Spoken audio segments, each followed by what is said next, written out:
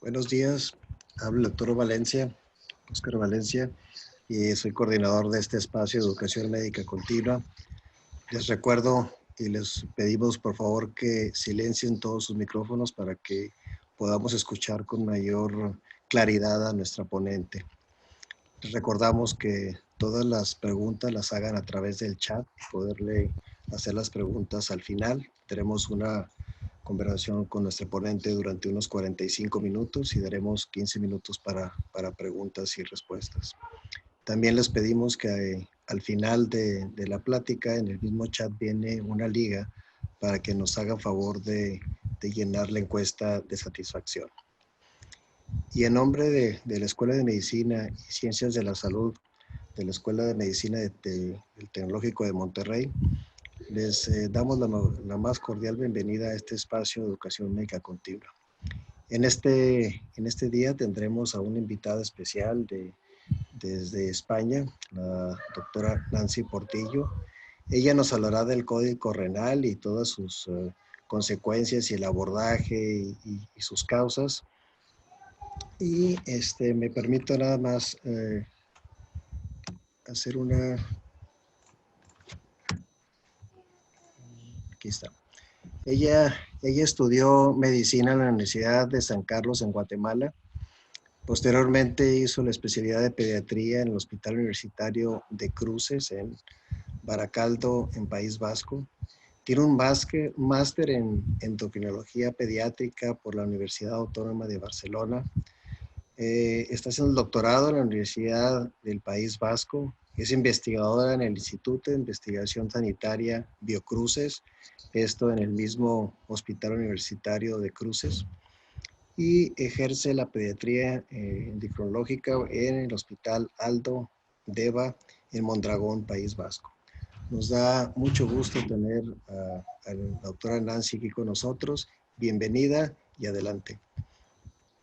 Muchas gracias. ¿Se escucha bien? Perfecto. Sí, vale.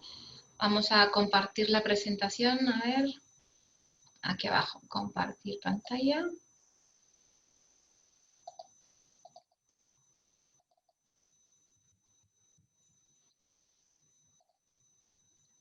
Vale. ¿Se ve todo bien? Perfecto. Sí, vale. Muy bien.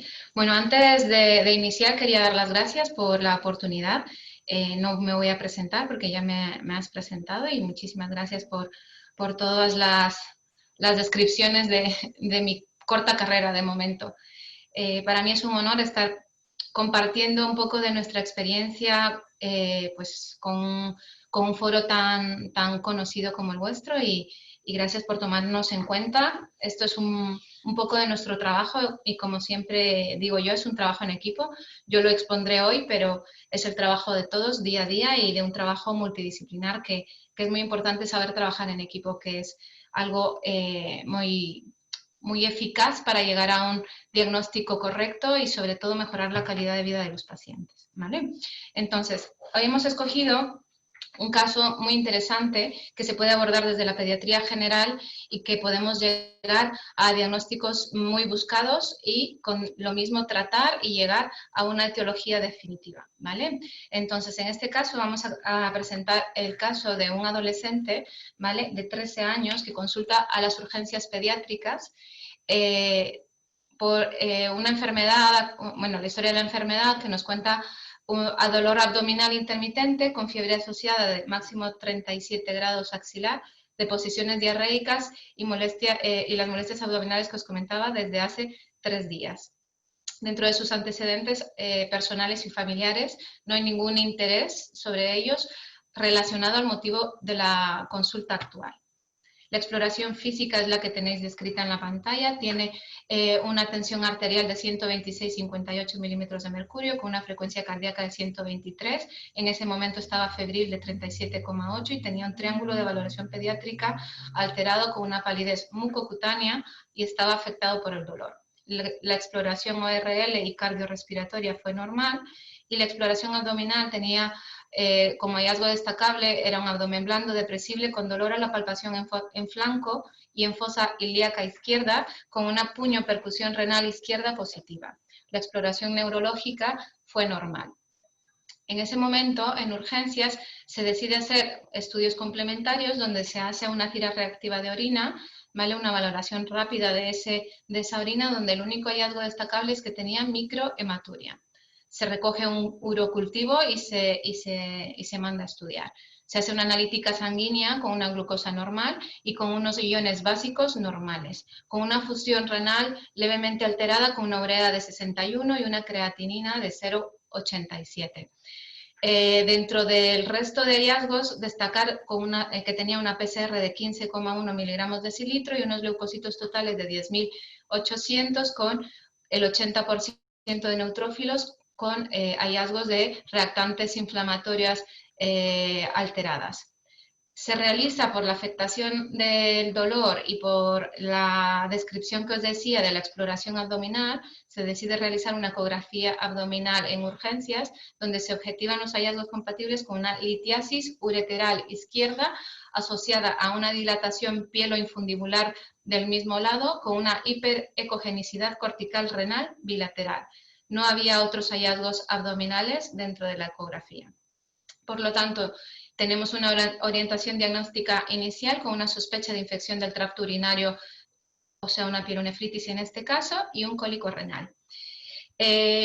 Nosotros nos guiamos mucho sobre los protocolos de la Sociedad Española de Urgencias Pediátricas, de la SEUP, sobre la valoración de una posible infección de orina en urgencias pediátricas.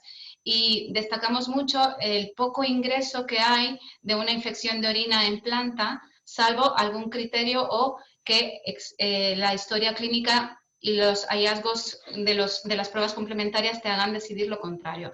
Pero en este niño podría haberse ido a casa y tener toda esta historia que os voy a comentar más adelante, un final totalmente diferente. Entonces, en este caso, teniendo esa sospecha y ese cólico renal, el pediatra que le ve en urgencias decide ingresarle en planta y no mandarle a casa. No solemos ingresar a un adolescente de 13 años con infección de orina, con sospecha de infección de orina y fiebre a casa, pero en este caso se queda ingresado e ingresa en planta para enfocar un poco sobre todo la afectación del estado general y ese cólico renal. Una vez que se decide ingreso en planta, los pediatras de planta, que suelen ser un equipo diferente, continúan el tratamiento instaurado en la urgencia y se continúa el tratamiento con antibioterapia IV hasta la llegada del urocultivo.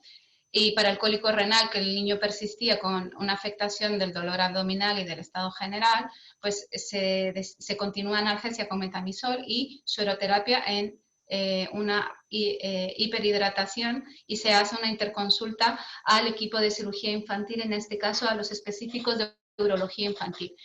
Valoran el caso en planta y se decide realizar un TAC abdominal.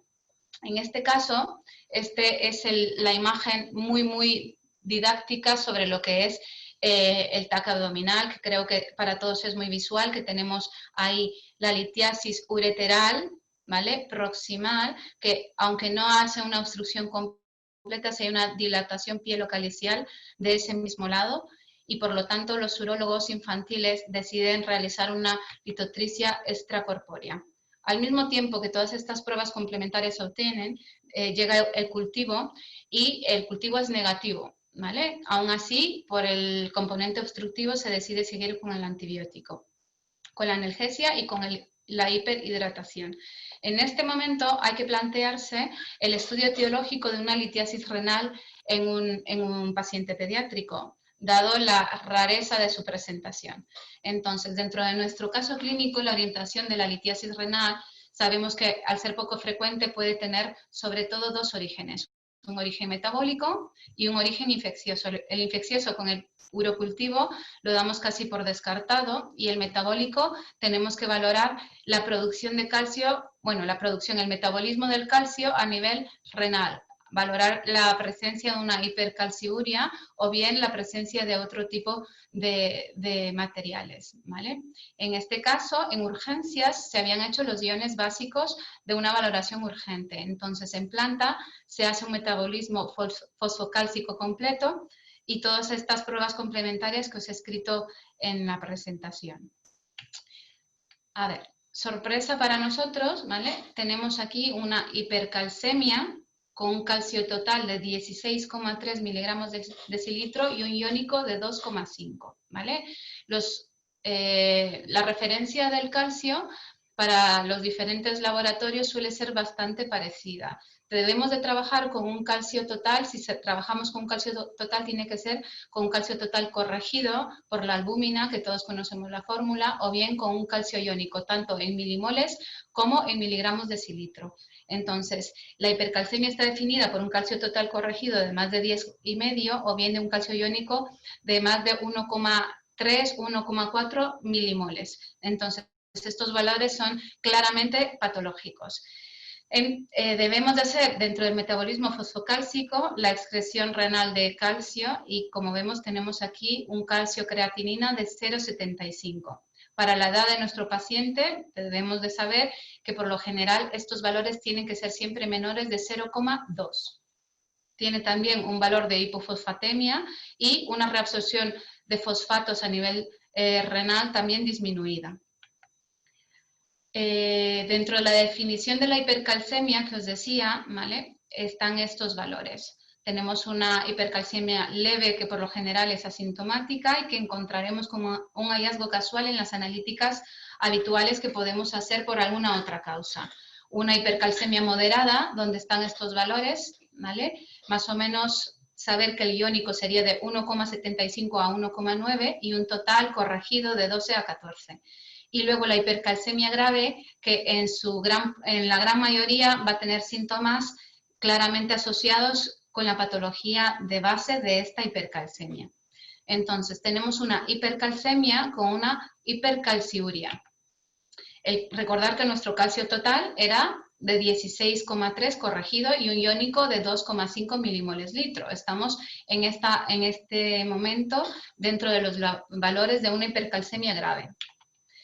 La hipercalcemia, pues tenemos síntomas muy vagos, por lo cual siempre tenemos que tener el ojo clínico y hacer preguntas a nuestros pacientes sobre aquel niño que está con estreñimiento o bien anorexia, náuseas, vómitos, dolor abdominal, a nivel renal, los hallazgos de una nefrocalcinosis por una ecografía que se haga sin ninguna otra causa, nefrolitiasis, síntomas que nos hagan pensar en una diabetes insípida, neuromuscular, por lo general cuentan hipotonía, astenia, apatía, cansancio, cardiovascular, hipertensión, arritmias, en el electrocardiograma una onda T ancha con intervalos QT cortos y otros hallazgos también compatibles. Tenemos que hacer un diagnóstico diferencial de esta hipercalcemia porque nuestro paciente tiene una litiasis renal, como lo hemos visto, ureteral en este caso, una hipercalcemia grave con una hipercalciuria. Entonces, tenemos que valorar todos estos diagnósticos diferenciales.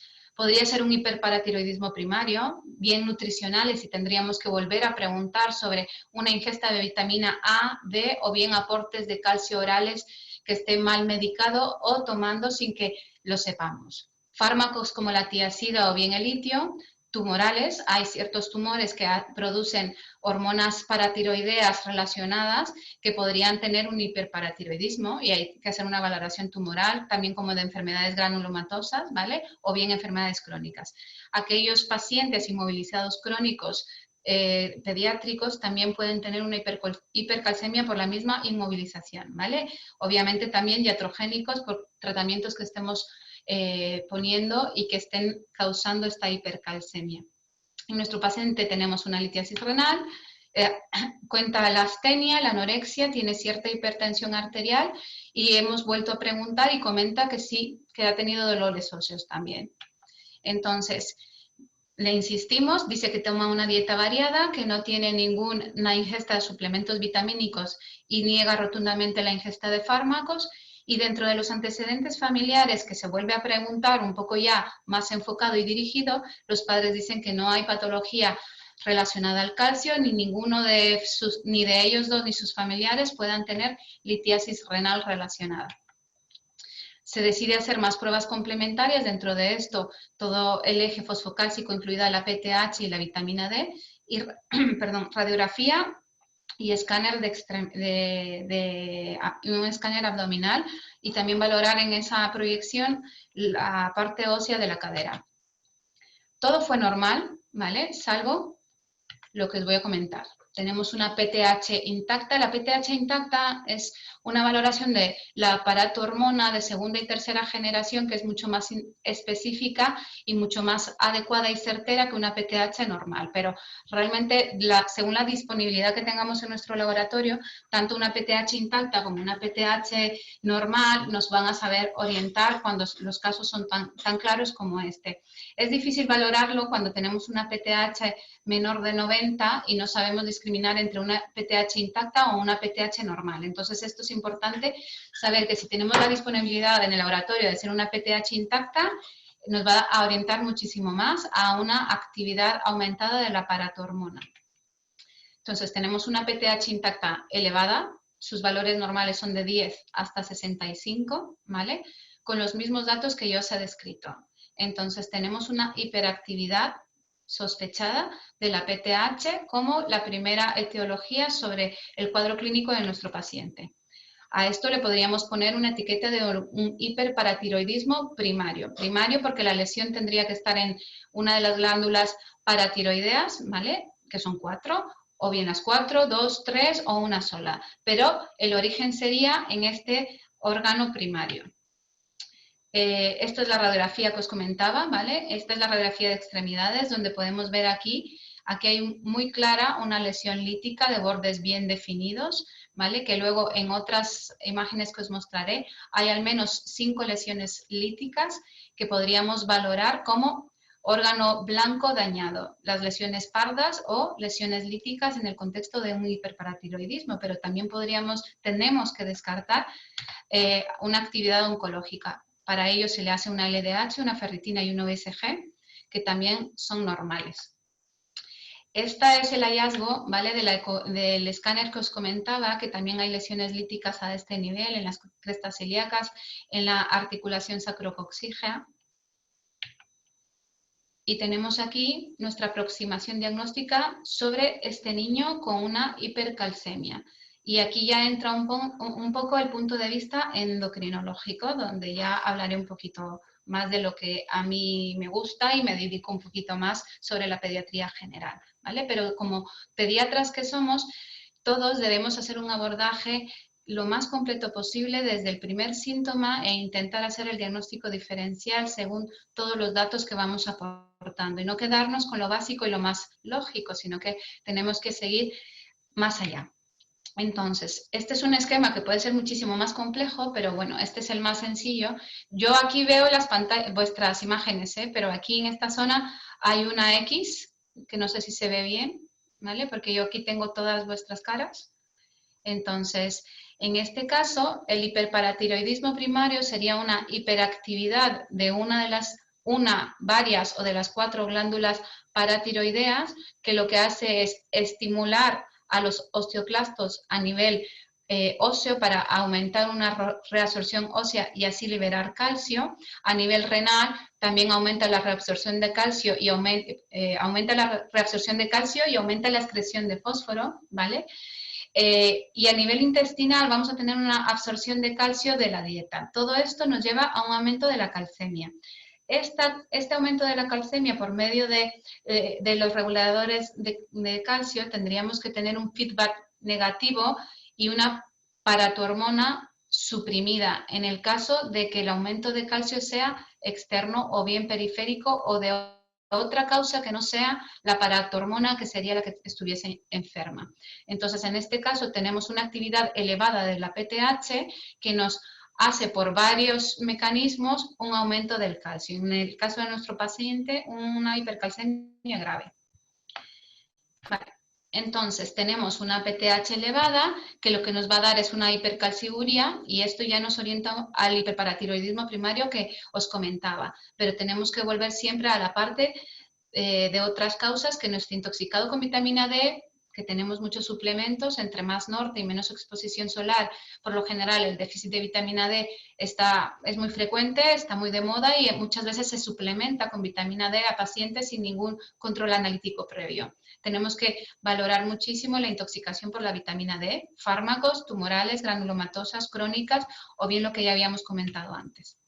Entonces, el enfoque diagnóstico de un hiperparatiroidismo primario, tenemos que hacer un enfoque etiológico, un enfoque radiológico y claramente un enfoque de tratamiento, ¿vale? La etiología de un hiperparatiroidismo primario en la infancia, pues su incidencia es muy baja, ¿vale? Apenas 2 a 4 casos por cada 100.000 habitantes de una población.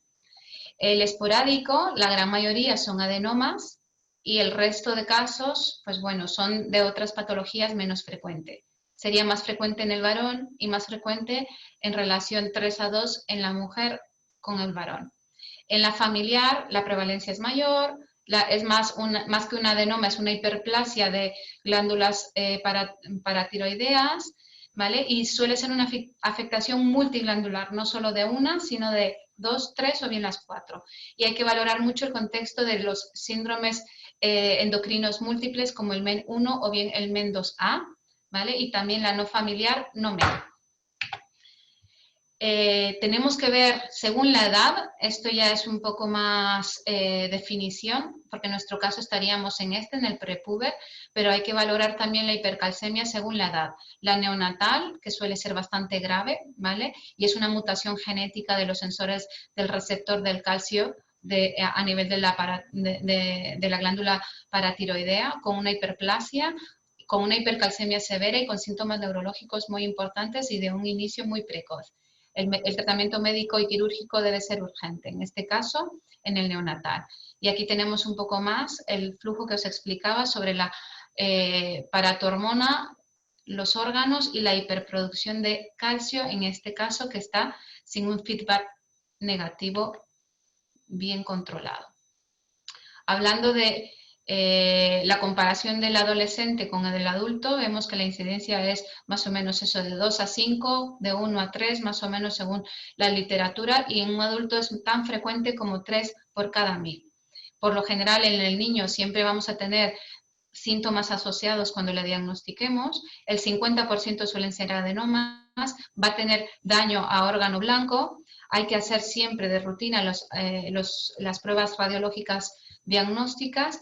La exploración cervical bilateral es por lo general el tipo de cirugía recomendada, ¿vale? Aunque en nuestro caso es diferente, que yo os contaré, y un porcentaje bastante importante puede requerir una reoperación.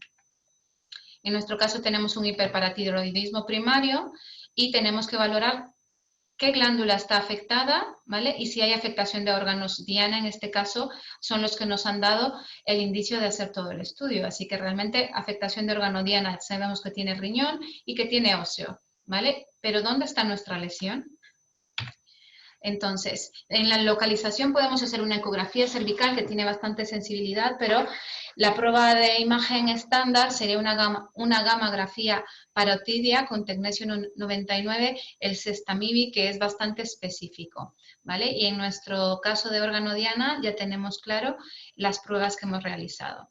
La localización de la ecografía sí que demuestra ahí que podría haber un adenoma paratiroideo, en este caso lo describen como único, ¿vale? Y luego, por lo general, en estas pruebas de gammagrafía siempre hay una fase precoz y una fase tardía para la captación, ¿vale? El punto negro que podemos valorar aquí sería la glándula que podría estar trabajando activamente. El Sestamibi tiene una gran afinidad de la célula mitocondrial por el radioisótopo que no solo da doble información, porque da sobre la hiperactividad de la glándula, sino que también da una localización anatómica. Entonces, el Sestamibi es muy específico para darnos una orientación de una hiperactividad y para localizar esa hiperfunción paratiroidea. El órgano blanco que ya hemos hablado anteriormente, con los tumores pardos, esas litiasis óseas bien definidas, lesiones líticas, óseas bien definidas que os había comentado antes, y estos son los tumores pardos famosos de lesión de órgano diana óseo, en este caso en el contexto de un hiperparatiroidismo. Es intraóseo, ¿vale? Está bien definido, es expansivo, el color suele ser pardo por el infiltrado hemorrágico y los depósitos de hemosiderina que pueden haber. Por lo general afecta huesos largos y mandíbula y mejora y los cambios de la resorción ósea se objetivan y se normalizan cuando se trata la enfermedad de base y tiene un buen pronóstico. El tratamiento, claro, hemos estado diagnosticando a este paciente, pero recordar que tenemos una hipercalcemia grave por la definición que tenemos de nuestro calcio total corregido, ¿vale? Y nuestro calcio iónico. El tratamiento tendríamos que iniciarlo con un calcio total, algunos libros dicen de 10,5 a 11, ¿vale? Y con un calcio iónico de más de 1,2, o sea, con valores de 1,3 se tendría que valorar el tratamiento. En nuestro paciente, claramente, tenemos que optimizar el tratamiento, porque el tratamiento al ingreso de la planta, con esa sospecha de una pielonefritis, ya lo habíamos iniciado en cuanto a una hiperhidratación. Hay que forzar esa diuresis con furosemida, ¿vale? A dosis adecuadas, se puede repetir cada 4 o 6 horas. Después de las primeras horas de una hiperhidratación, no olvidemos asociar, la hiperhidratación se realiza con suero fisiológico, pero debemos, después de las primeras 4 o 6 horas, añadir cloruro potásico a nuestra solución salina, ¿vale? Hay que hacer una hiperhidratación hasta 2 veces las necesidades basales del paciente. La furosemida no solo ayuda a una excreción renal de calcio y de sodio, sino que también ayuda a que no tengamos una sobrecarga hídrica. El segundo escalón del tratamiento tenemos que valorar el uso de la calcitonina o bien de corticoides. Y el tercer escalón, el uso de los bifosfonatos. En este caso, el pamidronato, que es el que se ha utilizado en nuestro paciente y es el que se utiliza de referencia en la gran mayoría de las guías clínicas actuales de endocrinología pediátrica, ¿vale? Entonces, en nuestro caso hicimos una diuresis forzada, aumentamos el aclaramiento de calcio y de sodio, como se había comentado, las dosis de furosemida pueden ser repetidas y lo que se tiene que intentar es que se restringe también el aporte dietético de calcio. Hay que también movilizar al paciente, no queremos a un paciente tumbado todo el rato, sino que hay que intentar que se movilice mientras que el tratamiento de hiperhidratación y de primer escalón se está realizando. El segundo escalón puede ser controvertido. En este caso, nosotros no lo realizamos. Se podría utilizar la calcitonina y bien los corticoides. La calcitonina tiene un efecto de una inhibición de la reabsorción tubular de calcio, ¿vale? Con un efecto a nivel óseo, reduce el calcio más o menos de 1 a 2 miligramos día y el 20% de los pacientes está descrito que podría no responder. Su efecto es de muy corta duración y tenemos también la taquifilaxia. A partir de 4 o 5 días de tratamiento, el efecto se ve muy reducido. Por lo general, la calcitonina viene también de la calcitonina del salmón y tendríamos que tener mucho cuidado con los alérgicos al salmón. Los corticoides se puede utilizar la metilprednisolona o bien la hidrocortisona. Reducen también la producción del calcitriol, que sería la 1,25-hidroxivitamina D3, ¿vale? Y prolonga la acción de la calcitonina al darlo conjuntamente. Estos efectos son efectos muy cortos y muy agudos. Por lo general hay que valorar este segundo escalón, pero está escrito en todos los protocolos. En nuestro caso no lo utilizamos y fuimos directamente al tercer escalón al tener una hipercalcemia grave. Los bifosfonatos inhiben la acción de la osteoclastina, entonces al nivel de la reabsorción de los osteoclastos a nivel óseo son normocalcemiantes y tienen un efecto rápido, entre comillas, entre 24 y 48 horas, pero prolongado, duración de varias semanas. Tiene una mejor respuesta y el efecto adverso puede ser que tenga una fiebre transitoria. Tiene que ser utilizado como uso compasivo y estar con los efectos del mismo y la solicitud que muchas veces podría llevar el hospital y el papeleo respectivo según cada hospital. El cuarto escalón, una hemodiálisis o bien diálisis peritoneal en todo aquel paciente con hipercalcemia grave, con síntomas que no mejoran y que se ha hecho todos los escalones y persiste una hipercalcemia grave definida por más de 14 miligramos decilitro, pues tendría que valorarse las situaciones de gravedad como insuficiencia renal, cardíaca y riesgo de encefalopatía, que esto podría conllevar y realizar esta técnica de depuración en una unidad de cuidados intensivos. Nuestro caso no ha sido necesario.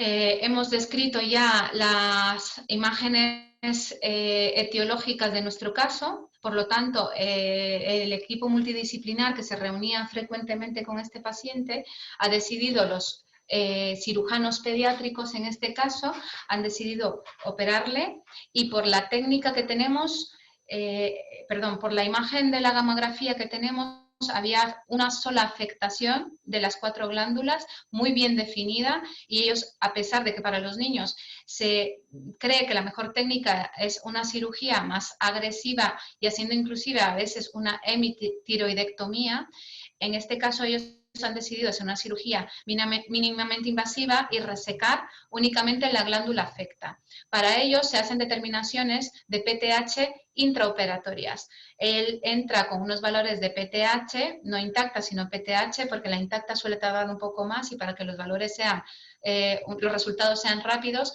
se ha hecho con PTH, ¿vale? Y estos valores, como vemos, estaban en torno más o menos a 545 y 590 cuando ingresa a quirófano, con una bajada posterior a los 5 minutos de 134 y a los 10 minutos de 63. Se da por satisfecho y de quirófano pasa a la unidad de cuidados intensivos.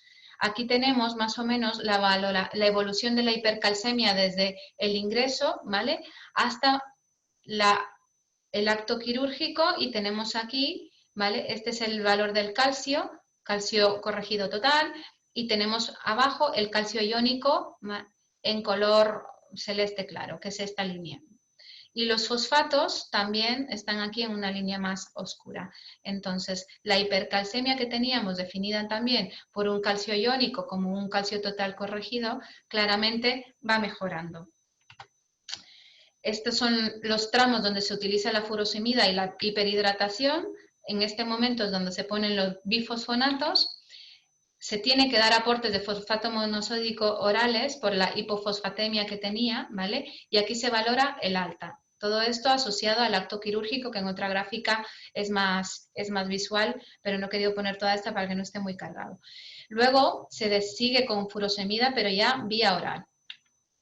Llega el resultado de la anatomía patológica, porque claramente, eso ya hablaremos luego, en función del resultado de la anatomía patológica tenemos que valorar si efectivamente es un adenoma, una hiperplasia, un carcinoma u otra patología que nos oriente a un diagnóstico diferencial, diferente dentro de los síndromes MEN que habíamos comentado o bien dentro de otras patologías oncológicas. En este caso llega el resultado como un adenoma de glándulas paratiroideas, ¿vale?, normales, con restos químicos dentro de los bordes del adenoma de glándula paratiroidea.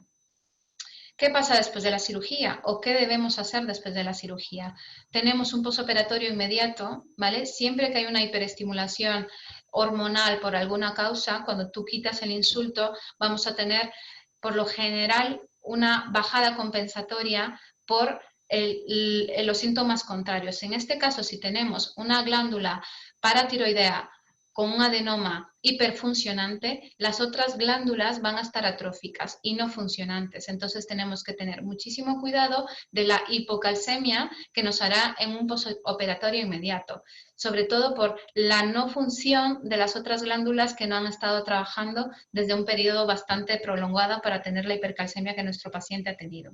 Por lo tanto, en la supresión de ese eje PTH por la atrofia de las glándulas paratiroideas que ha tenido el paciente, hay que valorar el uso de calcio IV seguido de calcio oral. Nuestro paciente, en resumen, porque ha sido una evolución bastante más larga, ha precisado ingresos durante 5 días. La intervención quirúrgica no ha tenido ninguna incidencia. Al alta de cuidados intensivos, el calcio iónico, que teníamos un calcio iónico bastante más elevado, ha bajado de los 2,5 más o menos que teníamos a 1,79 y luego 1,14. Como no tuvo complicaciones, obviamente se le plantea una alta precoz a la planta. Con ese calcio iónico se inicia gluconato cálcico, ¿vale?, más el calcitriol, que es el 1,25 de hidroxivitamina D3, ¿vale?, el último paso según la hidroxilasa a nivel renal.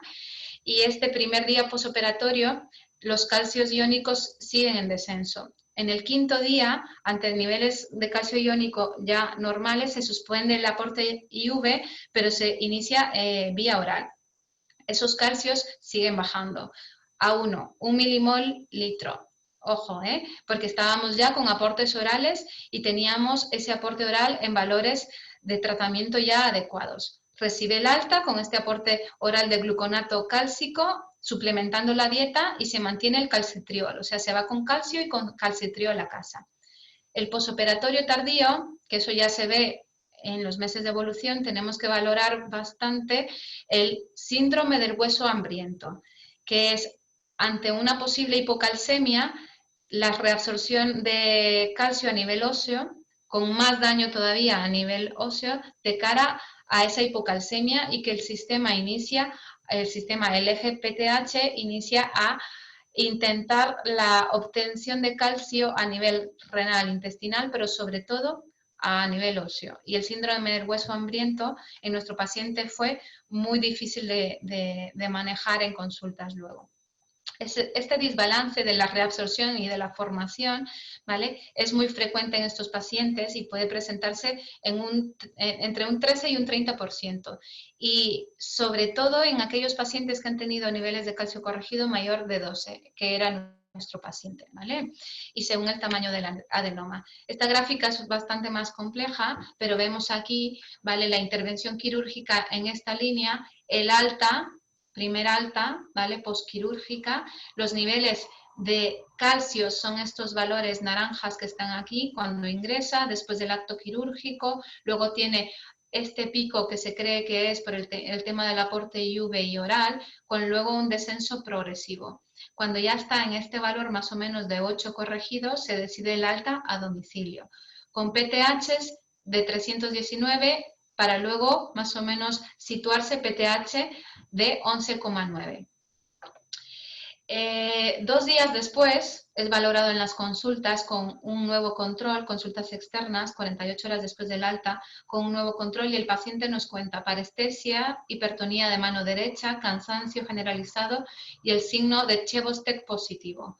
Dentro de la analítica se ve, ¿vale?, que tiene un calcio también de 7,7 con una hipomagnesemia de 1,53 y ante el estado general afectado y estos valores se decide ingreso de nuevo en planta y magnesio oral. Está ingresado durante más o menos 2 días, se pone un aporte oral de calcio extra y de calcitriol también extra. Y luego se decide alta de nuevo con suplementos orales y control en plantas. El calcio iónico es el que está aquí abajo, en verde en este momento, donde ya vemos que está dentro de valores normales. Cuando ingresa, calcio iónico de 1, ¿vale? Luego se mantiene dentro de los dinteles normales. Repercusión de las lesiones óseas, bueno, se decide hacer una densitometría para valorar esa estabilidad y ese bienestar óseo y era normal. La densitometría en un adolescente es bastante difícil de valorar porque no tenemos un pico de masa ósea definido todavía, pero en este caso y en este momento tenía una densitometría normal. En consultas externas ha sido bastante difícil de controlar porque ha tenido un control muy irregular de todo el tema del metabolismo fosfocálcico, sobre todo porque presentó un intenso síndrome de hueso hambriento que ha necesitado persistir con aportes de calcio, ¿vale? Y el Rocaltrol como nombre comercial, pero es el calcitriol, la vitamina 1,25 hidroxivitamina D3 durante aproximadamente 1 año y los aportes de calcio extras, porque al final esas otras hormonas paratiroideas que estaban atrofiadas y anuladas, ha costado mucho que reinicie todo el tema y sobre todo el hueso hambriento que ha hecho. ¿Debemos ir más allá? Pues sí, claramente debemos ir más allá porque este niño, si se hubiese ido a su casa, dentro de la valoración inicial de urgencias, estaríamos en una situación catastrófica. Debemos ir más allá después de que ha estado operado, que ha estado tratado y podríamos decir que curado después de un par de años, podríamos darlo por hecho y decir que está todo bien. Pero siempre un hiperparatiroidismo primario cualquier patología rara dentro de la edad pediátrica, debemos valorar la incidencia dentro de síndromes que podrían orientarnos a un consejo genético y mejorar la calidad de vida, tanto del paciente, sus padres o bien la descendencia. En este caso se hizo una valoración también a los padres del metabolismo fosfocálcico basal, que fue normal, y también dentro del estudio de los síndromes endocrinos múltiples, en este caso el gen de la menina, asociado a hiperparatiroidismo, asociado a patología pancreática y asociado a tumores hipofisarios, en este caso fue negativo en él y por lo mismo pues no se realizó en sus padres. Hay que considerar si todo esto hubiese sido de una forma diferente o patología dentro de sus padres, también hay que valorar el MEN1, ¿vale? El MEN2 que está relacionado con el proto-oncogen, el RET, ¿vale? También el MEN4, que ya es otro gen dentro de la biología molecular, la ciclina dependiente de quinasa, donde también está el hiperparatiroidismo y asociado a otras patologías endocrinas que podríamos valorar, descartar, diagnosticar y bien dar un consejo genético a nuestros pacientes. Actualmente el paciente ya está sin tratamiento, tiene una evolución muy favorable y ha quedado todo como un hiperparatiroidismo primario, secundario a un único adenoma, que luego ha necesitado sustitución terapéutica y con una buena evolución tanto de sus lesiones óseas como de su densidad mineral ósea y ha hecho una pubertad normal, crecimiento normal, tensión arterial corregida y todos los síntomas que él contaba totalmente desaparecidos. Así que con nuestro caso concluimos esto y gracias por vuestra atención. Muchas gracias, doctora Nancy, por su excelente presentación. Fue un recorrido del abordaje de la hipercalcemia a través de un caso clínico de una manera muy ilustrativa, muy amena, muy sencilla. Y tenemos algunas preguntas que nos han hecho a través del chat. ¿Sí? Una de ellas la hace el doctor Carlos González, dice que dentro del diagnóstico diferencial de hematuria siempre está la hipercalciuria.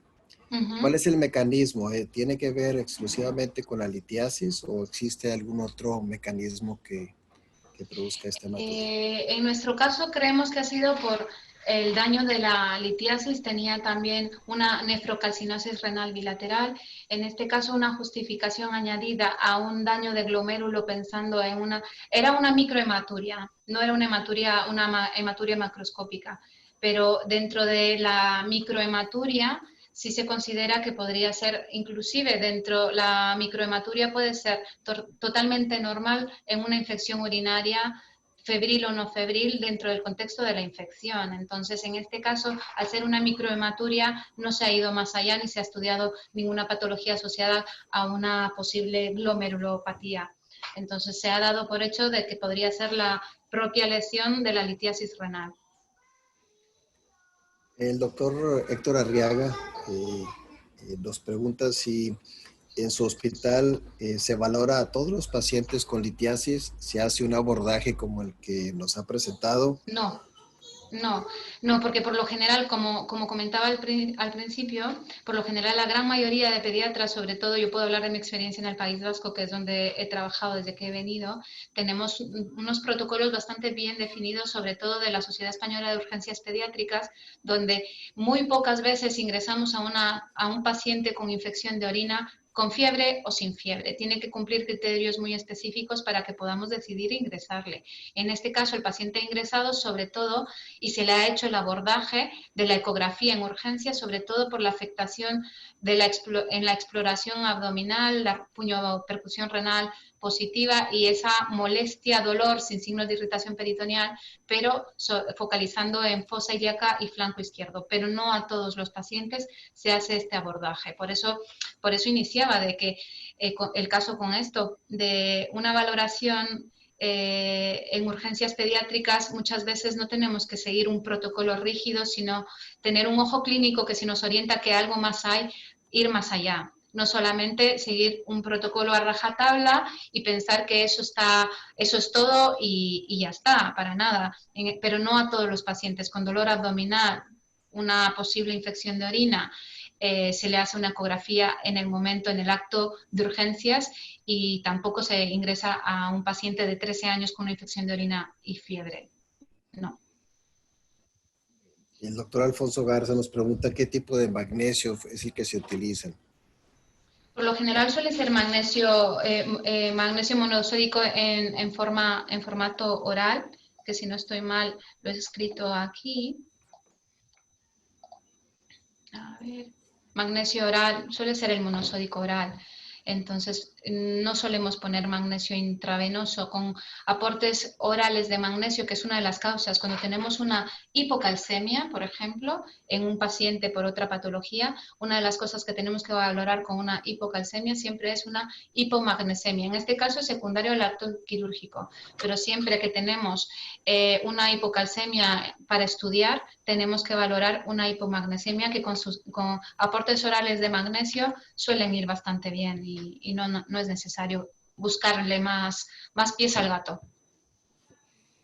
La doctora Montserrat González nos pregunta el nivel tóxico de vitamina D, puesto que se está utilizando mucho. Sí, sí. ¿Cuál es el nivel? Es muy controvertido, sobre todo, hace poco, si no estoy mal, en el New England ha hecho una revisión bastante amplia sobre la vitamina D, porque según el país donde está la población de riesgo, entre más nórdico, entre menos exposición solar y entre menos aportes orales de vitamina D del alimento, por lo general la tendencia a tratar es bastante amplia. Y los valores de referencia han sido muy controvertidos. Los linteles para tratar cada vez son menores. Antes se creía que con niveles de vitamina D menores de 25 debíamos de tratar, y ahora ya no se es tan rígido, sobre todo en qué momento del año estamos.